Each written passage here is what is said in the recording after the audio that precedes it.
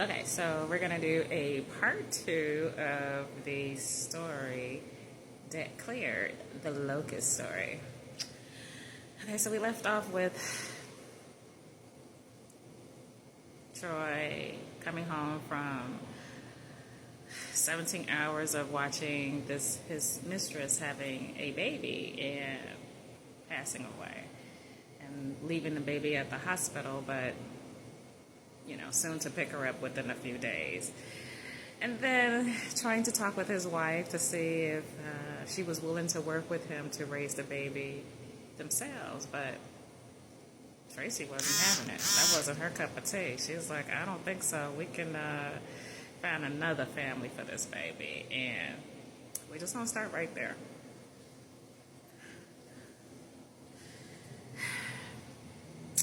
Tracy woke up the next day and she was still pissed. She looked over at Troy and rolled her eyes and went into the kitchen and started making breakfast.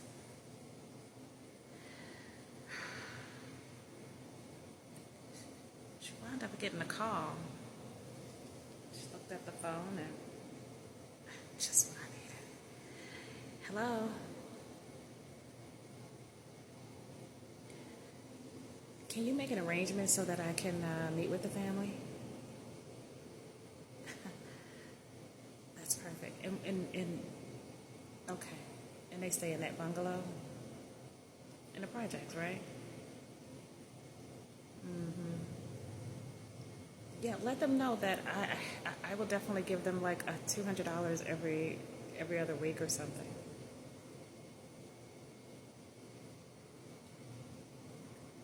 I mean, if they need more, but my max is 700. But don't let them know that right away. Let's just break it down for 200 initially, and then we can work our way up to 7. Okay? Okay, sounds good.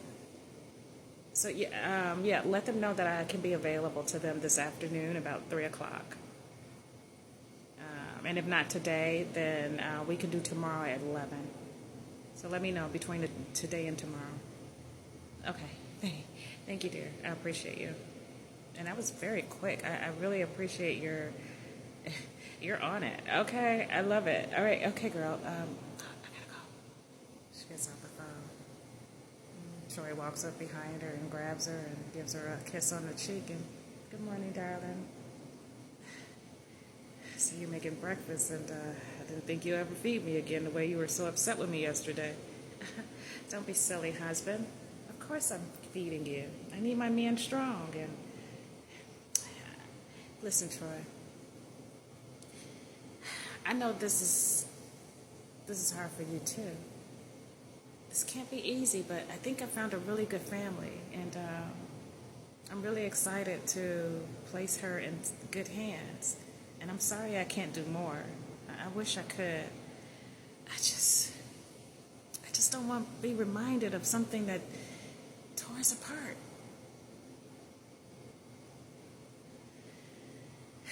Troy said, yeah, no, but I don't know, I'm just really having a hard time knowing that she'll be in somebody else's care and not mine. I really want you to consider that.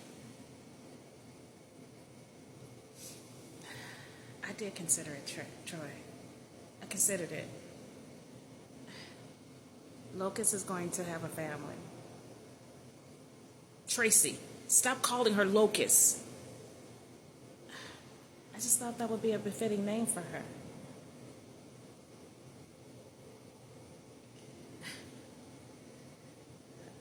Troy stormed out the room.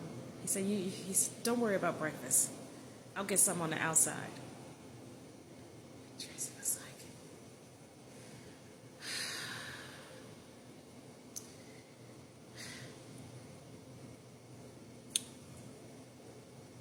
Tracy turned off the stove and grabbed one of her chicken links and began to chew it and decided to go to the hospital. She got dressed and called for a car, and the car came around about an hour or so later and picked her up.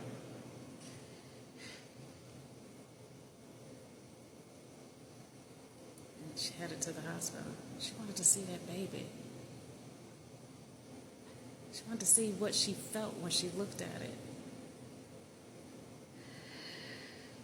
So Tracy goes into the hospital and she walks in and she tells the nurse, I'm here to see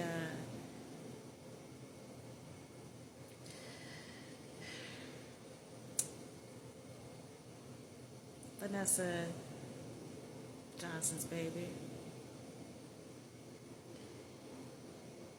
I'm the wife of the father. She's coming home with us in a day or so, and I just want to give her, just hold her for a little while, just to get comfortable with, just that. The nurse looked at her and thought something was up, but because even though the lady was smiling, it was what was in her eyes. She said, ma'am, give me a second. I'll see what I can arrange. The lady was a little hesitant, but she went back to the doctor and she said, hey, the lady that passed away yesterday, the wife of the husband is here. The doctor looked at her and she said, what is she doing here? She said she wanted to hold the baby. She wanted to do what? She said she wanted to hold the baby before the baby came home.